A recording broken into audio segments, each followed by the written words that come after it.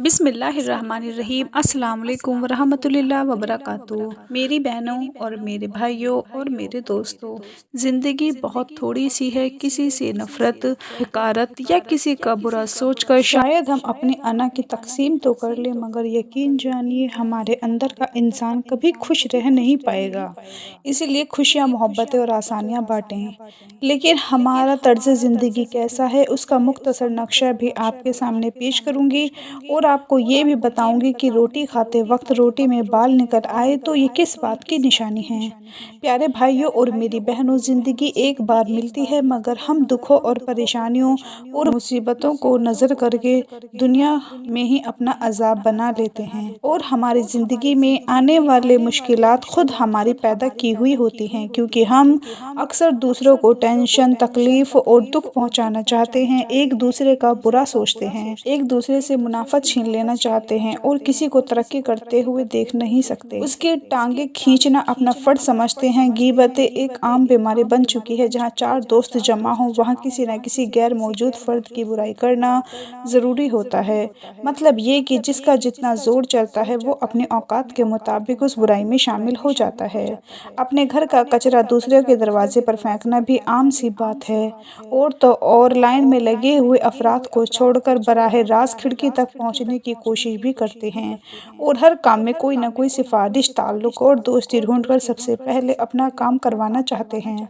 बोझ और हसद हम हर वक्त अपने साथ लिए घूमते हैं और एक दूसरे के खिलाफ जहर उगलना अपना फर्ज समझते हैं। खाने में जहर, लफ्ज़ों में जहर और अपनी हरकतों में जहर लिए हम दूसरों की खिदमत के लिए तैयार रहते हैं और तो और अच्छे काम करने वालों को भी और उनके अच्छे कामों में भी कीड़े तलाश करना हमने अपनी आदत बना ली है। एक बार मिलने वाली ज़िंदगी को हमने खुशियों की बजाय ऐसी परेशानियों से दो चार कर रखा है जो खुद हमारी अपनी पैदा की हुई हैं। हम में से हर इंसान खरीदारी करता है। हम एक हाथ से पैसा देते हैं तो दूसरे हाथ से चीज़ ले लेते हैं। याद रखें, हम अगर किसी के साथ भलाई करें तो अल्लाह करीम की ज़ात उस भलाई का बदला फ़ौरन हमें लौटा देते हैं, और अगर किसी के साथ बुराई करते हैं तो उसका बदला भी लाजमी तौर पर हमें मिलेगा।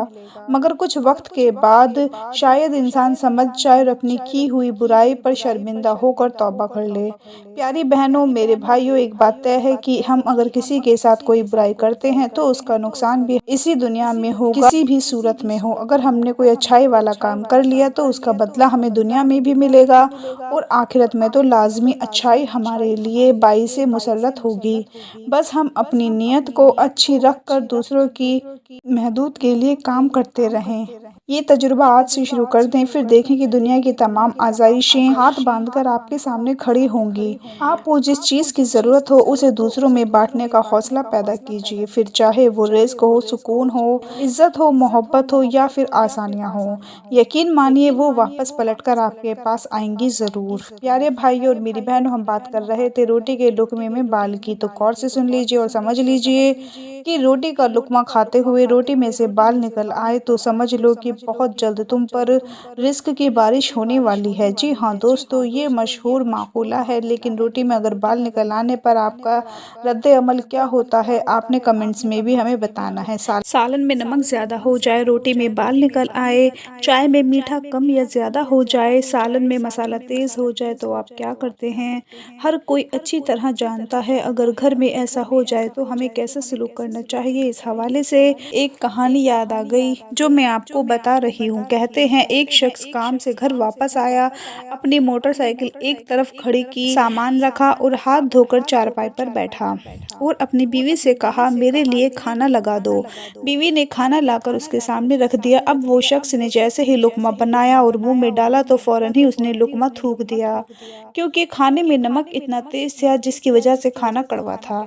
उस शख्स को बीवी पर बहुत गुस्सा आया, खाना साइड पर किया और सीधा बीवी की तरफ बढ़ा ताकि उस पर अपना गुस्सा ठंडा कर सके। बीवी के सर पर पहुंचा और अभी अपनी बीवी को मारने के लिए हाथ उठाया ही था कि कुछ सोचकर हाथ नीचे कर लिया। उसका गुस्सा भी ठंडा हो गया और बीवी को मारे बगैर ही वापस चारपाई पर जाकर बैठ गया। दरअसल उसने ये सोचकर बीवी को ना मारा कि अगर आज मेरी बीवी से ये गलती हो गई और मुझे इतना गुस्सा आ गया और मैं उसको मारने के लिए दौड़ गया, और मैं रोज़ाना कितनी गलतियाँ करता हूँ, कितने गुनाह करता हूँ कि क़यामत के दिन मेरे रब को मुझ पर कितना गुस्सा आएगा। जितनी कुदरत मैं अपनी बीवी पर रखता हूँ उससे कहीं ज़्यादा कुदरत मुझ पर मेरा रब रखता है। कुछ अरसे बाद उस शख्स का इंतकाल हो गया। इंतकाल के बाद एक दिन उस शख्स की बीवी उसको ख्वाब में देखती है और पूछती है, अल्लाह ताला ने तेरे साथ क्या मामला किया?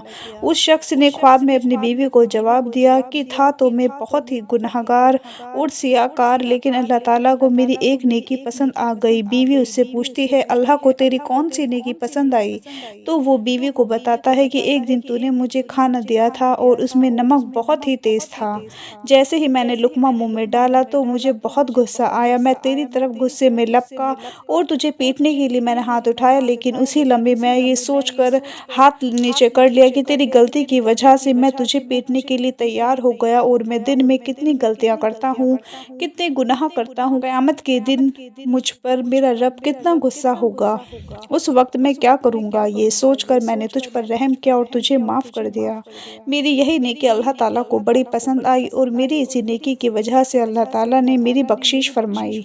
मेरे भाइयों, याद रहे कि जो रहम करता है उस पर रहम किया जाता है और जो रहम नहीं करता उस पर रहम नहीं किया जाता। बीवी की छोटी-छोटी गलतियों पर बीवियों को मारना, पीटना ये जाहिलों वाला काम है। हर शख्स को ये सोचना चाहिए कि जितनी कुदरत मुझे मेरी बीवी पर है उससे कहीं ज़्यादा कुदरत मेरे रब को मुझ पर है। क़यामत के दिन मेरा रब मेरे साथ क्या सलूक करेगा।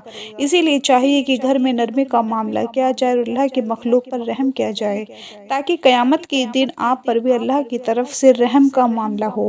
और याद रहे कि घर में बीवी के साथ अच्छा सलूक करने की ताकीद हमें अल्लाह और उसके रसूल सल्लल्लाहु अलैहि वसल्लम ने भी की है।